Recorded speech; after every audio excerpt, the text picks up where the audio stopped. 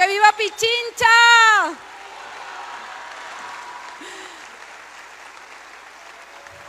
Profunda emoción. Buenas tardes a todos y todas. Quiero iniciar expresando un saludo cariñoso a los integrantes de la Cámara Provincial, para quienes pido un aplauso. Todos los alcaldes, alcaldesa, presidentes, presidentas de juntas parroquiales. Esta Pichincha la hacemos en equipo. Saludar a mi viceprefecto, a mi queridísimo compañero Alessandro Tonelo. Gracias, Alessandro, por caminar juntos estos 7 años. A las delegaciones del cuerpo diplomático, a las delegaciones de las instituciones públicas, privadas y de la sociedad civil que hoy nos acompañan, a los presidentes y presidentas de barrios y comunidades que hacen esta hermosa Pichincha. Gracias a los condecorados y a sus familiares por acompañarnos en esta sesión tan simbólica. Y a todos ustedes, invitados especiales.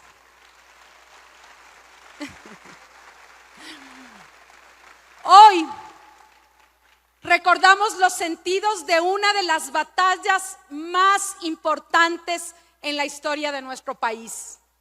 Aquella que logró liberarnos de la tiranía el 24 de mayo de 1822 en las faldas del volcán Pichincha. Un pueblo valiente decidió romper el yugo colonial y abrir paso a la libertad. Libertad tan añorada en estos días. Pichincha es memoria y lucha permanente. Como decía Dolores Cacuango, esta es la vida. Un día 1000 muriendo, 1000 naciendo, 1000 muriendo, 1000 renaciendo. Así es la vida. Porque venimos de pueblos milenarios cuya historia nos da la fuerza para resistir, para seguir luchando contra todas las formas de opresión y tejer con dignidad nuestro destino. Hace 204 años, en las faldas del Pichincha, vencimos al despotismo. Pero hoy, la batalla de Pichincha está más vigente que nunca, porque se erigen nuevas tiranías y nuevos colonialismos, porque la libertad es una tarea histórica y hoy esa tarea nos convoca una vez más.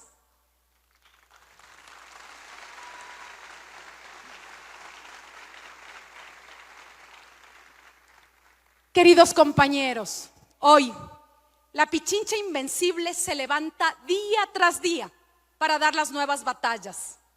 Vivimos sin duda una crisis civilizatoria que pone en cuestión al mundo tal y como lo conocíamos. La degradación es acelerada y cada día nos enfrentamos a nuevos monstruos. Gramsci describió muy bien este momento. Él decía: el viejo mundo se muere y el nuevo tarda en aparecer. Y en ese claro oscuro surgen los monstruos. Esta crisis que amenaza con el colapso de la modernidad capitalista se funda en el agotamiento de un modelo de producción basado en la codicia, en la acumulación ilimitada, en la mercantilización de la vida, logrando algo muy peligroso: normalizar la catástrofe. El capital financiero domina la economía. La riqueza se multiplica de manera exponencial sin producir bienestar colectivo. Y las desigualdades alcanzan niveles éticamente insoportables. Mientras las mayorías enfrentan precariedad, incertidumbre, un puñado de corporaciones concentran niveles obscenos de riqueza, de poder político, de poder tecnológico y de poder mediático. Los 12 hombres más ricos del planeta concentran hoy la riqueza de la mitad de la población mundial, 4.000 millones de personas. La concentración de la riqueza en el mundo actual es también la concentración de poder. Según las estimaciones de Oxfam, los multimillonarios tendrían hasta 4,000 veces más posibilidades de ocupar cargos políticos que la ciudadanía común. Y cuando el poder económico captura el poder político, surgen las nuevas formas de tiranía. En este mundo profundamente antidemocrático, gobernado por los multimillonarios, todo pasa a ser una mercancía. Los fallos judiciales, las redes sociales, los medios de comunicación, la fuerza pública, las decisiones de gobierno. El gobierno de los multimillonarios favorece a los multimillonarios, no a la gente común.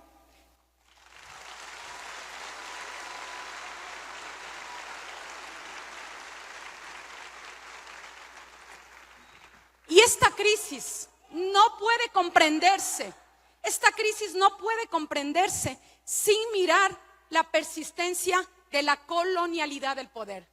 El colonialismo no terminó, mutó, sigue organizando el mundo a través de jerarquías raciales, territoriales, económicas, que determinan qué pueblo tiene derecho al desarrollo, qué territorios pueden ser sacrificados, qué vidas son consideradas prescindibles. Por eso, hoy asistimos con dolor y con profunda indignación a la naturalización del genocidio, a la ocupación militar, al despojo, al exterminio de poblaciones enteras, mientras la comunidad internacional parece incapaz de reaccionar con la contundencia ética que este tiempo histórico amerita. En el Ecuador, el neoliberalismo prometió prosperidad. ¿Y qué nos deja? Nos está dejando hambre, inseguridad, violencia. Se convirtió en el neoliberalismo de la muerte. Las políticas que hoy se impulsan responden a la lógica de desmontar lo público, debilitar el Estado, privatizar los bienes comunes y convertir los derechos en mercadería. Quieren hacer negocio con los recursos naturales, quieren hacer negocio con la salud, con la educación, con el agua, con todo. Hoy 2,8 millones de ecuatorianos enfrentan inseguridad alimentaria. Miles de niños y niñas trabajan en condiciones de explotación laboral, mientras el gobierno mira a otro lado. Más de 50 casos de desapariciones forzadas de jóvenes. Una tasa de 51 muertes violentas por cada 100,000 habitantes. Estas cifras deben estremecernos. Las mujeres sobreviven con empleos precarios. El 64% de esas mujeres trabajan sin estabilidad y no tienen derechos. Suben los precios, escasea la gasolina, deterioran los servicios públicos, mientras los poderosos siguen acumulando riqueza. Como lo plantea Sayak Valencia, la violencia extrema, el sicariato, la tortura, el secuestro se convirtieron en los motores económicos y en los nichos del mercado del neoliberalismo global. El crimen organizado no es una distorsión del sistema, es un producto de este capitalismo salvaje y nos quieren convencer de que todo está bien. Nos quieren obligar a normalizar el horror, pero no podemos acostumbrarnos. Su estrategia es el negacionismo. Negacionismo climático, negacionismo de derechos, negacionismo de la desigualdad, negacionismo frente al derrumbe de la salud pública, de la educación fiscal y de la justicia en el Ecuador. Nos mienten en la cara, dicen que no pasa nada, cuando día a día todos nosotros vemos cómo el Ecuador es destruido a pedazos. El negacionismo no es accidental, es parte de una dinámica de poder que busca normalizar el deterioro de la vida colectiva y desactivar la capacidad de indignación de los pueblos. Nos quieren convencer que el sufrimiento social es inevitable y de que existen alternativas pero que lastimosamente el desmantelamiento del Estado tiene que darse. Y esto como sinónimo además de modernidad y eficiencia.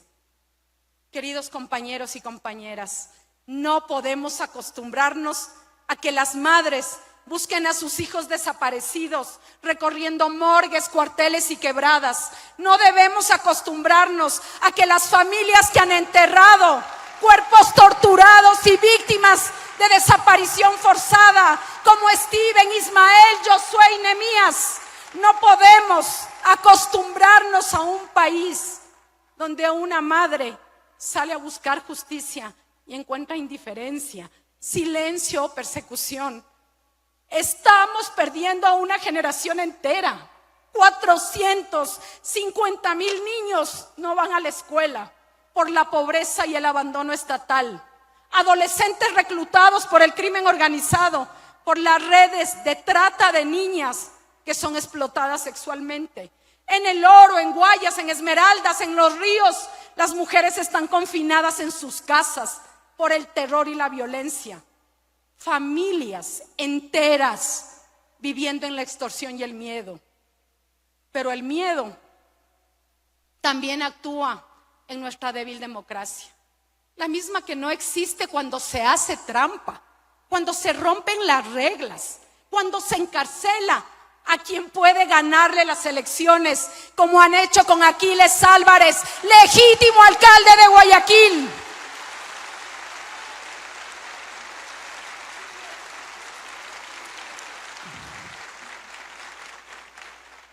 Vivimos tiempos en los que la verdad es ahogada entre el miedo, la desinformación y la fragmentación social. Capitalizan la frustración con mentiras.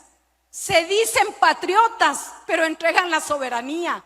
Dejan que nuestros hermanos pescadores sean atacados por drones y por tropas extranjeras.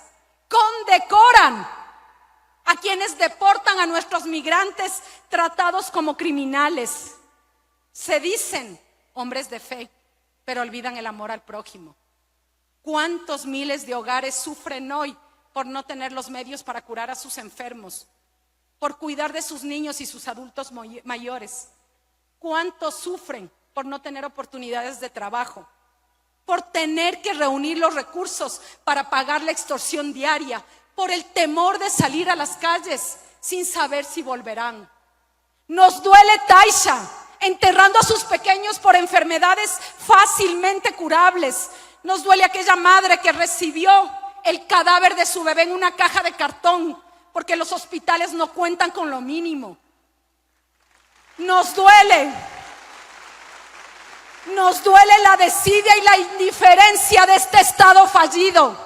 De eso no hablan ni las cadenas ni las cartas oficiales. De eso no hablan los voceros del poder, porque para ellos los pobres solo existen en campaña electoral. Y precisamente, escuchen esto, precisamente sobre ese dolor, sobre esa incertidumbre y ese miedo cotidiano, la extrema derecha construye su proyecto político. No ofrece esperanza, no ofrece comunidad. Por eso amenaza, encarcela, proscribe. No soportan que exista una fuerza política organizada. Por eso buscan excluir de la participación democrática al movimiento político de oposición más importante del Ecuador. No entienden, no logran entender que la revolución ciudadana no es un casillero en una papeleta electoral. La revolución ciudadana está en el corazón de nuestro pueblo. Y los afectos, queridos compañeros, no se proscriben. Los afectos no se proscriben. Quieren un pueblo resignado, desinformado, dividido, incapaz de reconocer quiénes son los responsables de esta tragedia nacional. Pero cuando los pueblos vuelven a encontrarse y a defender la vida en común, el miedo deja de gobernar. Como decía Simón Bolívar, Echemos el miedo a la espalda y salvemos la patria.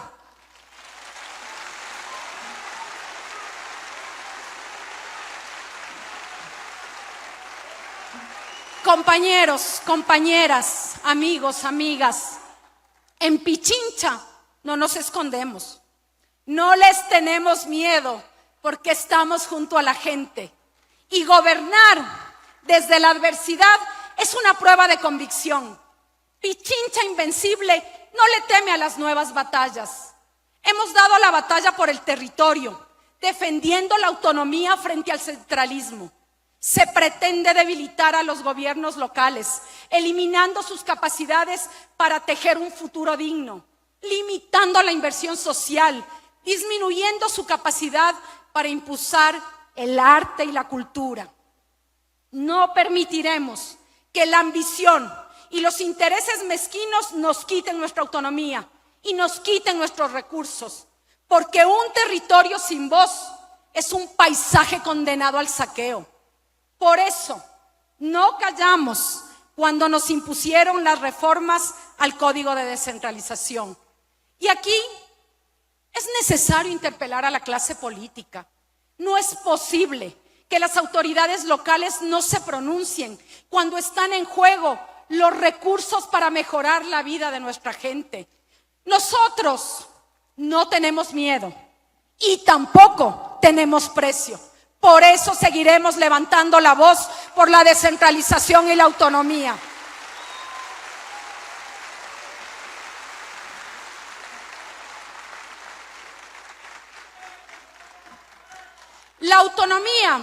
La autonomía por la que luchamos también se encarna en nuestros cuerpos. Y por eso Pichincha ha dado la batalla por la autonomía de los cuerpos. Porque no hay libertad si las mujeres no podemos decidir sobre nuestras vidas, si seguimos siendo violentadas y disciplinadas por estructuras patriarcales que convierten el dolor en rutina y la impunidad en costumbre. No nos resignamos a que cada 22 horas una mujer sea asesinada en el Ecuador solo por el hecho de ser mujer, a que cada 14 horas muera un niño, un adolescente de zonas empobrecidas y olvidadas. No puede llamarse justicia a un sistema incapaz de conmoverse frente al abandono de los hijos de las víctimas y frente a la urgencia de verdad y reparación. Una batalla esencial en estos momentos es la batalla por la verdad y la libertad de expresión. El mayor peligro de los tiempos autoritarios es la mentira y la normalización del horror y la pérdida de nuestra capacidad colectiva de distinguir entre verdad y propaganda, entre justicia y persecución. La batalla por la verdad implica denunciar la persecución contra los periodistas críticos, el hostigamiento a quienes investigan y revelan los abusos del poder, así como la concentración y la compra de medios de comunicación para uniformar el discurso público y convertir la información en un instrumento de dominación política y económica. Porque cuando el miedo silencia a la verdad y silencia a la prensa, lastimosamente la democracia es un simulacro. Quizá la batalla fundamental, y lo han dicho quienes me antecedieron en la palabra, sea la batalla por la democracia sustantiva. La democracia no puede ser reducida al ritual vacío de votar cada cierto tiempo, mientras el poder económico captura las instituciones y convierte la política en espectáculo. No podemos permitir que se concrete definitivamente la captura del sistema de justicia ni la subordinación de las instituciones al poder de turno. No aceptamos que organismos electorales, fiscalía y demás órganos de control actúen como extensiones administrativas del gobierno central.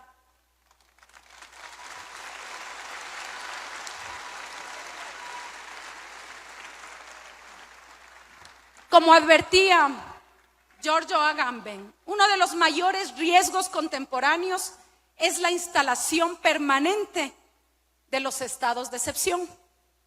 Él señala que las democracias que mantienen sus formas institucionales, mientras suspenden selectivamente derechos y garantías y también libertades, esto tiene una degradación democrática, tiene consecuencias concretas sobre la vida de los pueblos.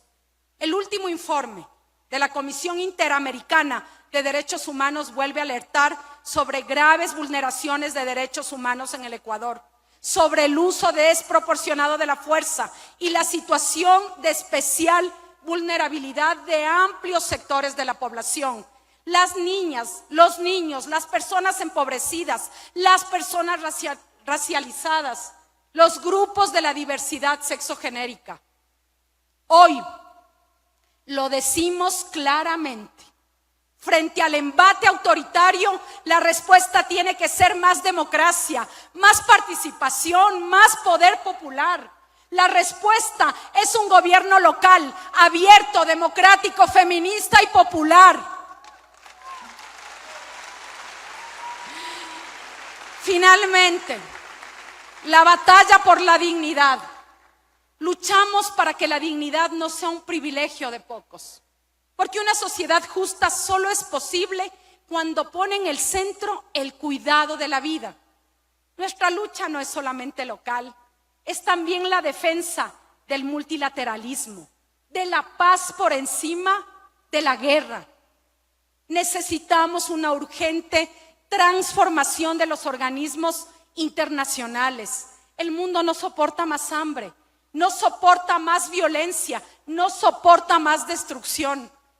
Y para dar esas batallas debemos vencer el aislamiento y recordar una y otra vez que nadie se salva solo.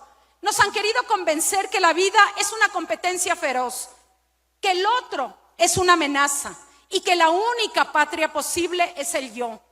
Nos encierran en pantallas, en algoritmos, esos algoritmos que fragmentan el dolor colectivo y convierten el odio en miedo y en humillación. Pero frente a esta intemperie afectiva debemos recuperar lo común. Como plantea Marina Garcés, necesitamos volver a construir vínculos capaces de sostener la vida en medio de la incertidumbre. Y como nos enseñó Pedro Lemebel, debemos defender la ternura como una forma radical de resistencia frente a la crueldad del poder.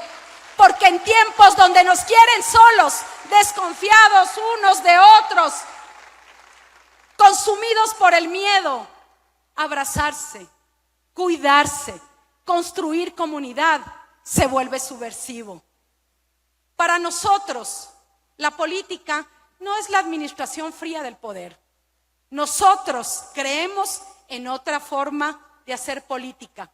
Creemos que gobernar es cuidar la vida.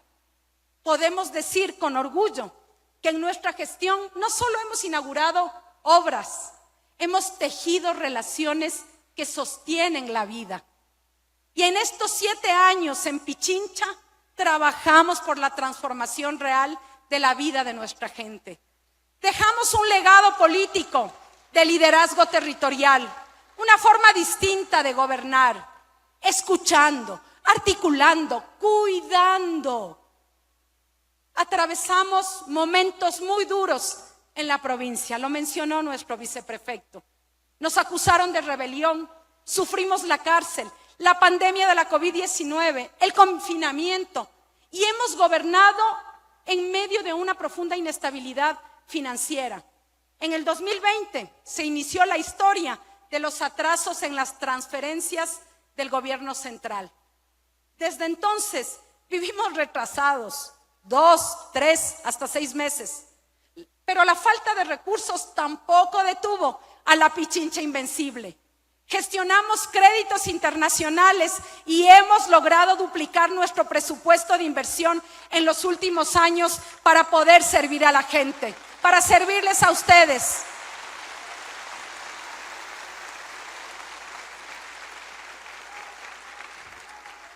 Quiero comentarles que para nosotros ha sido fundamental el apoyo de la CAF. Logramos un crédito de 41 millones. Gracias, Cristian Asinelli, por estar aquí y creer en los gobiernos subnacionales del Ecuador. Gracias por esa apuesta. Durante estos 7 años, al frente de la prefectura han pasado 3 presidentes.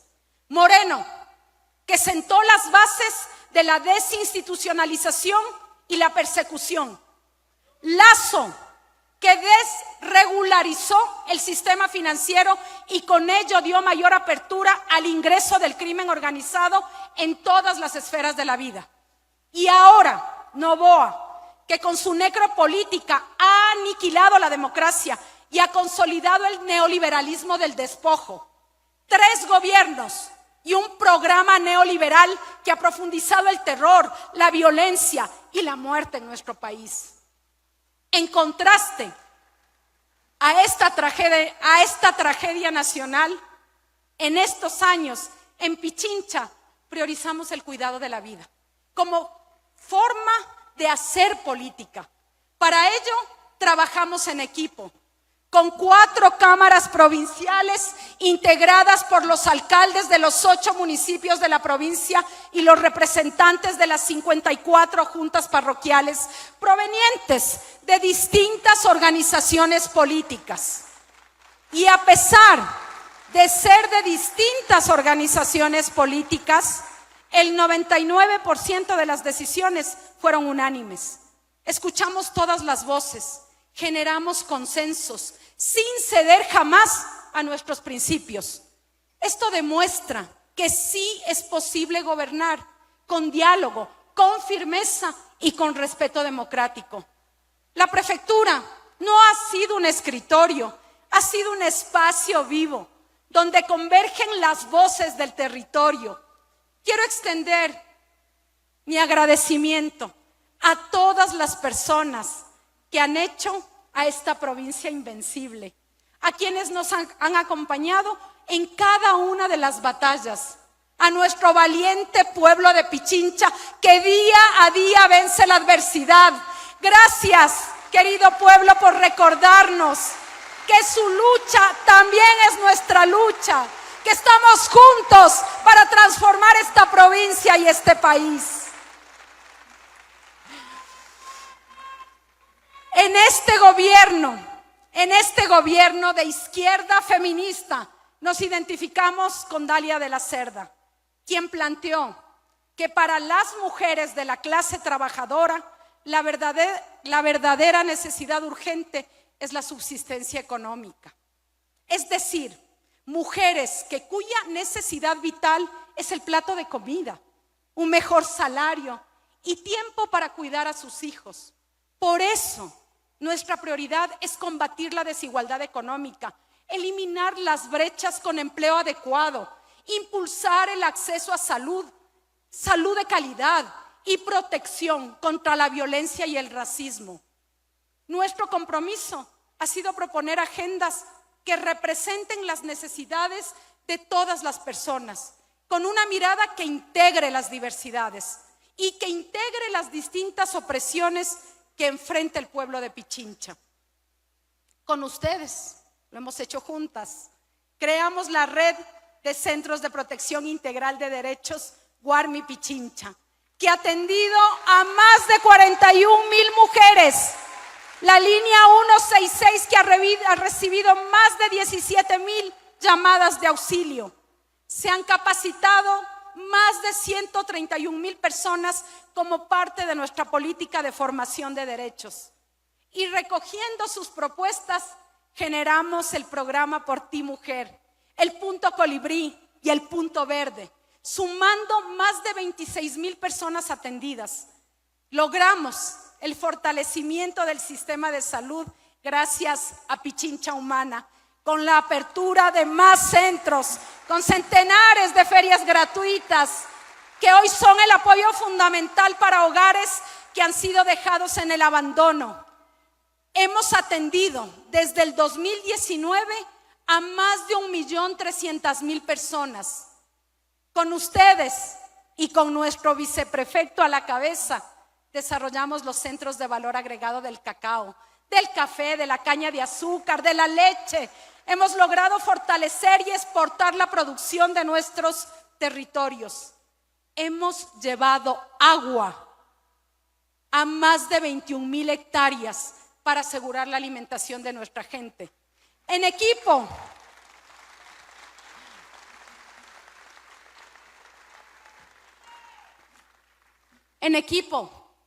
hemos impulsado la creación de 189,000 hectáreas para la conservación y el uso sostenible. Creamos el programa Wiwa para cuidar también de nuestros amados animales de compañía. Y con ustedes, con las mingas comunitarias, con los presupuestos participativos, con las comunidades y con nuestra Secretaría de Infraestructura y Vialidad hemos construido vías con 3 ejes definidos. El primero, vías para el turismo, como la vía al Nevado Cayambe, la vía a las lagunas de Mojanda o la ruta de los volcanes que en este momento está en marcha. Segundo, vías para la producción, la vía Puéllaro a Loguincho, la vía Las Maravillas, Agrupación Los Ríos o la vía Dolores Cacuango El Quinche que acabamos de iniciar esta semana, compañeros. Y tercero, vías para la conectividad de la población rural, como los 10 puentes en el noroccidente de Pichincha, la vía Chaupi, límite provincial, solo por citar algunas. Más de 348 kilómetros de vías con asfaltos y adoquinados nuevos. Y por otro lado, no menor, importantísimo, gracias al mercado de industrias culturales de Pichincha, impulsamos a que nuestros creadores se presenten en escenarios nacionales e internacionales y han valorado su arte. Y esta prefectura ha apostado por algo fundamental: la cultura como un derecho colectivo y como una práctica política.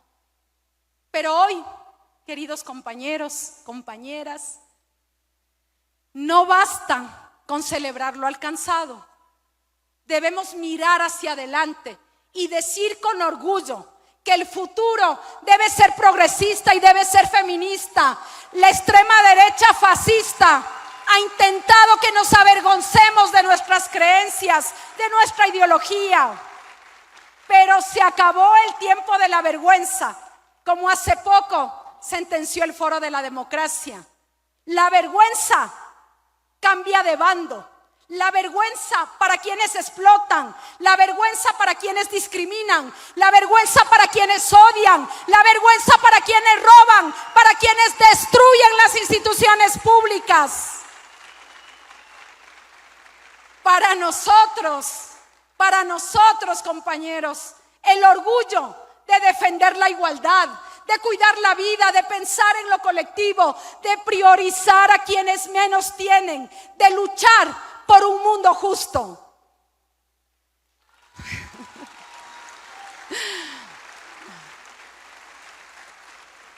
La vergüenza cambia de bando. En términos de temporalidad, esta es mi última sesión solemne por el 24 de mayo como prefecta de Pichincha. Y me honra que esta noble provincia me haya elegido como la primera mujer para ejercer este cargo. Los ciclos llegan a su fin y esto es un destino ineludible. En este sentido, nuestro periodo concluye en un año. Pero no se trata de un simple final. Estamos dejando un legado que no será recuerdo, sino una gran responsabilidad. Hoy más que nunca les convoco a organizarnos, a no conformarnos con menos. Tenemos que defender lo que hemos construido juntos. Ustedes reciben este legado para profundizar el cambio y sostener los avances. ¿Y qué significa eso? Eso significa mantener y apoyar los servicios que hemos desarrollado. Les paso la posta. Aspiro a que defiendan nuestros centros Guarmi, las escuelas de música, las escuelas deportivas, que defiendan la inversión social, los espacios de cultura, los centros de cuidado, las ferias gratuitas de Pichincha Humana. No permitamos que Pichincha retroceda. No permitamos que la desinstitucionalización del Estado llegue a Pichincha. El horizonte está lleno de incertidumbre, pero también de esperanza. Si todos los días nos levantamos por una causa, que sea la de la democracia, que sea la de la libertad, que sea la de la igualdad, que sea la de la soberanía.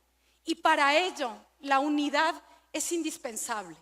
La unidad de quienes creemos que el cambio es necesario. La unidad para vencer la codicia, vencer a la especulación, vencer a la tiranía. Debemos demostrarle al mundo que la solidaridad entre los oprimidos es más poderosa que las alianzas entre los opresores. Esta es una lucha de todos y de todas. Y esta lucha la tenemos que hacer sin racismo, sin clasismo, sin odio, sin prejuicios frente a las diferencias. Porque la democracia no es un destino. La democracia es una construcción cotidiana. Porque no hay democracia sin pensamiento crítico. Y no hay ciudadanía sin cultura. Y no hay comunidad si no construimos un sentido compartido. Les llamo desde lo profundo de mi corazón a que superemos el estado catatónico al que nos somete la vorágine de la sobrevivencia diaria. Es necesario reaccionar y hacerlo de manera organizada. Los procesos de emancipación y autodeterminación y de soberanía de los pueblos tienen continuidad en el tiempo. Por ello, hoy estamos más convencidos que la batalla de la independencia no terminó en 1822. La independencia la construimos todos los días, con tenacidad, pero sobre todo con conciencia.